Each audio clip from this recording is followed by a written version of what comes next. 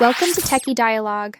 In this video, we'll learn how to install Active Directory on Windows 11 so you can manage users, computers, and networks right from your system. Step 1. Right-click on your Start menu and click on Settings. Once the Settings window opens, click on System from the left side panel. On the right side, scroll down and select Optional Features. Step 2. Click on View Features at the top. In the search box that appears, type RSAT. You'll see a list of remote server administration tools appear on your screen. Step 3.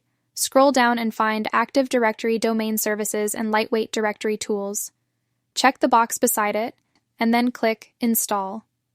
This will start installing the required feature on your PC. Step 4. Once the installation is complete, close the window. Now open your Start or Search menu and type DSA MSC. Press Enter, and you'll see the Active Directory Users and Computers window open. Step 5. You can also open it through Windows Tools. Just go to your Start menu, type Windows Tools, and open it. Inside, you'll find Active Directory Users and Computers ready to use. Thanks for watching, and don't forget to subscribe to Techie Dialogue for more simple tech tutorials.